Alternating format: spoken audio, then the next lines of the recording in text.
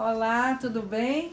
De volta com o nosso segundo vídeo, conforme nós havíamos combinado, mas antes de darmos início, eu quero agradecer a você que se inscreveu no canal. Aumentamos já, viu? Gostei da força aí de vocês, já estamos já avançando, mas precisamos de mais, tá? Vamos nos inscrever no canal, M Silva Mascarenhas Capacitação, essa empresa que está desenvolvendo esse trabalho maravilhoso. Nesse vídeo em especial é o programa Pró-Alfabetização de jovens, adultos e idosos, né? Para a gente conhecer um pouco mais sobre Paulo Freire. No vídeo anterior nós falamos sobre quem é Paulo Freire, quem foi o seu legado, e hoje nós vamos conversar sobre o método Paulo Freire, tá bom? Alexandre vai focar nos nossos slides e a gente vai conversar a respeito do método. Aí está o nosso querido Paulo Freire, com esse olhar tão pensativo, né, tão reflexivo, como é sua característica. Então vamos lá. A concepção freiriana, que é assim também que é chamado, né, que é conhecido o método Paulo Freire. A concepção freiriana, ela procura explicar e explicitar que não há conhecimento pronto e acabado. E na historinha da canoa, né, do barqueiro, a gente viu bem que não importa se a gente já acabou os estudos, já é advogado, já é mestre professor, mas sempre a gente está em construção de conhecimento. Então, não há conhecimento pronto e acabado. Ele está sempre em construção. É algo que se constrói sempre. Enquanto vida tivermos, a gente vai estar aprendendo alguma coisa nova, né?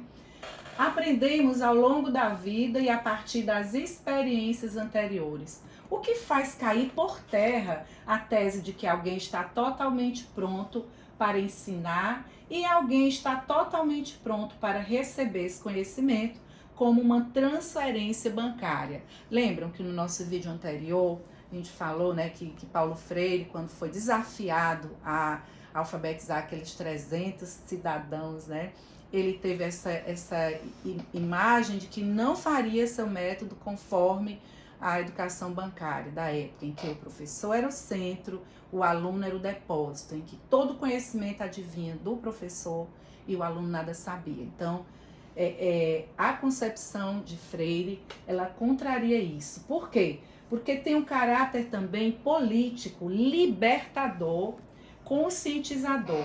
É o diferencial da metodologia de Paulo Freire dos demais métodos de alfabetização. A pessoa que se alfabetiza através do método freiriano é uma pessoa que sai com uma autonomia, não apenas sabendo ler e escrever, mas sabendo pensar, refletir sobre a sua realidade. Esse é o método de Freire e é a proposta. Mas nós vamos ver agora que o método em si, ele consiste numa proposta para a alfabetização de adultos desenvolvida pelo educador Paulo Freire, que criticava o sistema tradicional, o qual utilizava a cartilha como ferramenta central da didática para o ensino da leitura e da escrita. Vejam que nós colocamos aí essa parte em negrito e com sublinhado para que nós possamos ver que Freire, ele criticava essa didática de só a única ferramenta de conhecimento pudesse ser o livro didático, né? As cartilhas, elas ensinavam pelo método da repetição das palavras soltas ou de frases criadas de forma forçosa, que comumente se denomina como linguagem de cartilha. Por exemplo, vejam só o exemplo, né, que a gente tem sobre essa metodologia baseada só na cartilha. Eva viu a uva, o boi baba, a ave voa, dentre outros. Que novidade haveria isso, né, para um cidadão que passava o dia trabalhando e à noite ia para, que geralmente era assim que acontecia, né, na época, os cursos de alfabetização de jovens, adultos e idosos. Então, dizer que Eva viu a uva, Eva é até um nome comum porque é bíblico, né? Mas e a uva? A uva não é em todo lugar que a uva é conhecida, ou pelo menos, né, de forma bem abundante. Atualmente aqui no Piauí nós temos em São João, né? Mas nem sempre nós tivemos a uva. Então, por que não falar na manga, no caju? É algo que é da realidade dos nossos alunos. Então, ele criticava bastante essa metodologia. Vamos ver os contributos, né, de Paulo Freire na educação de adultos. Quais foram as contribuições dos métodos e as suas metodologias? Primeiro, a investigação temática. Isso, Alexandre, foca bem, porque aqui é a alma do método, vamos assim dizer, né? É a questão da investigação temática. O que acontece nessa fase? Acontece uma pesquisa sociológica, investigação do universo vocabular e estudo dos modos de vida na localidade. É o estudo da realidade. Esses alunos que eu estou recebendo agora, eu tenho que conhecer quais são os vocabulários dele. Porque, por exemplo, a minha menina de 9 anos, certo dia, meu telefone tava abrindo e tal, ela disse: mãe, teu telefone tá bugado. E eu confesso a vocês, eu não era parte do meu vocabulário essa palavra. Eu disse: o que é isso, minha filha? Bugado. Agora, depois de inscrita no canal, né, da M. Silva Mascarenhas, eu sei o que é bugado, porque agora eu estou antenada nas mídias, o Alexandre está me auxiliando aí na produção de tudo, mas bugado não era vocabulário meu. Então, pode não ser de muitos dos seus alunos também. O meu vocabulário está com problema, está quebrado, está enguiçado. Então, esse levantamento, né, de vocabulário é muito importante no primeiro contato com os nossos alunos. Depois nós temos a tematização. É a seleção dos temas geradores e palavras geradoras. E nós veremos um vídeo apenas falando sobre as palavras geradoras, ok? E depois nós temos a problematização, que é a busca da superação da primeira visão ingênua por uma visão crítica, capaz de transformar o contexto vivido. Às vezes eu conheço a expressão, mas ela não está em um contexto, e isso dificulta a minha compreensão. Quando eu conheço a palavra, conheço o seu significado pela vivência, pelo diálogo, né, naquela roda de conversa agradável, aquele vocabulário ele passa a ter um significado diferente. E é isso que a gente vai promover, né, nas nossas aulas com os nossos alfabetizadores. Todos devidamente, né, inscritos no nosso canal, não é isso? Porque os nossos alunos precisam também, nós vamos ter, tá? Já vou falando que nós vamos ter vídeos. Nesse momento é voltado para nós, né, da equipe, alfabetizadores, coordenadores, supervisores, mas nós vamos ter também momentos para os nossos alunos, textos voltados para eles, interação. Então, todos depois vão se inscrever no canal M. Silva Mascarenhas Capacitação, tá bom? Então, vamos continuar. O método, como funciona? Então, para falar no método, vamos falar sobre palavras geradoras. As palavras geradoras, o processo proposto por Paulo Freire inicia-se pelo levantamento do universo vocabular dos alunos. Através de conversas informais, o educador observa os vocábulos mais usados pelos alunos e a comunidade, e assim seleciona as palavras que servirão de base para as lições. Vamos continuar que a gente vai compreender bem. A quantidade de palavras geradoras pode variar entre 18 a 23 palavras aproximadamente. Depois de composto o universo das palavras geradoras, apresenta-se elas em um cartaz com imagem. Então, no círculo de cultura, inicia-se uma discussão para significá-las na realidade daquela turma. Vê só como é interessante? Então, vamos lá. Na roda de conversa, o primeiro momento, faz-se o levantamento. Como é que eu faço esse levantamento, Zenilda, dessas palavras? Na escuta, né? É tão bom a escuta, porque para isso a gente tem 2 ouvidos, para escutar os nossos alunos. Mas como? Vai direcionar alguma pergunta? Não, é um bate-papo informal. E ali você vai tendo a percepção de quais palavras compõem o vocabulário. E claro, são muitas, mas haverão aquelas que sobressairão durante aquela conversa informal. E você vai anotando. E, de acordo com esse levantamento, prepara, se foram mais de 23 palavras, vai dar uma cortadinha, porque no máximo entre 18 e 23 palavras é que dá pra gente desenvolver o método, né, durante esses 6 meses que nós vamos estar, né, trabalhando com esses jovens, adultos e idosos. Então, coloca e seleciona essas palavras que são do vocabulário dos próprios alunos, uma cartolina, faz um cartaz bonito, com imagens relacionadas, e depois, na roda de conversa, novamente, né, nós vamos dar significado. É o que falamos anteriormente.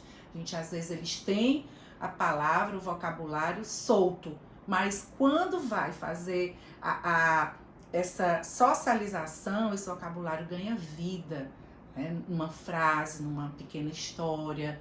Então, é um método realmente muito encantador. Vamos voltar aqui para os slides, porque nós teremos também a fase da silabação. Né? Depois desse levantamento do vocabulário, teremos a silabação. Uma vez identificadas, cada palavra geradora passa a ser estudada através da divisão silábica, semelhantemente ao método tradicional. Cada sílaba se desdobra em sua respectiva família silábica, com a mudança da vogal, tá? Então, ba, be, bi, bo, bu. Não há muita diferença do tradicional. A diferença nós vamos ver em seguida, porque dessas palavras geradoras, né, é que nós vamos gerar outras palavras e famílias. Por exemplo, olha só, gente, fantástico ver esse método. Alexandre, fala aí, tá aprendendo bastante, não é? Com certeza. Zoom e tudo. Olha que fantástico o pensamento desse método do Paulo Freire. Nós temos a panela. Por que a panela? Ora, quem de nós não tem contato com a panela? Antes da pandemia, eu até diria, Alexandre, que vocês, tá, homens, poderiam até ter pouca intimidade com a panela, porque até o prato a esposa geralmente já leva feito, né? Mas com a pandemia, eu tô sabendo que muitos homens estão assim, ó, verdadeiros chefes de cozinha, cozinhando bastante. Então, olha, o Alexandre disse que é um, né, Mascarinha? Então, veja só, nós temos a panela e primeira análise silábica. Que análise silábica? Panela. Mas vejam que diferente do tradicional, onde o aluno só ia aprender a família do pá, porque é a primeira, a panela, vai se aprender a do N e a do Lá, porque tá aqui, ó, a família panela. Então, é o pá, pé, pi, pó, pu, pão. Quem não conhece, né? Na, né, ni, no, nu, não. Lá, lé, li, lo, lu, plão. Porque aqui, além da sílaba, ainda vem a questão do nasalado, né? Do som nasalado, aí com a utilização do tio. Então, é realmente um método de uma panela muito bonita, inclusive, aí, né? Bem areada. Vamos lá, então, passar para o nosso próximo. A cama, né? A cama, esse instrumento de descanso, né? Todos nós, se bem que eu gosto de uma redinha, mas tudo bem, a cama ainda é muito preferida da maioria. Então, a análise da cama, nós temos a análise silábica, cama. Temos cá, veja só, o pulo do gato, que não é só cá, có, cu. Muitas e a maioria das cartilhas trazem assim, mas a gente sabe que tem o sé, si, né? Tem o sé, si, então ele já traz juntos. Cá, sé, si, có, cu, cão. Má, mé, mi, mó, mu, mão. Então, aí é um outro exemplo da palavra geradora. Vejam que provavelmente nessa roda de conversa a mulherada falou muito que, professor, termina a aula que eu tenho que ir para casa lavar as panelas, né? E os homens disseram, professor, que hora termina a aula que eu tô cansado, passei o dia trabalhando, quero deitar na minha cama. Então são palavras, né, geradoras que são do universo da convivência deles. Para Paulo Freire, alfabetizar não pode se restringir aos processos de codificação e decodificação.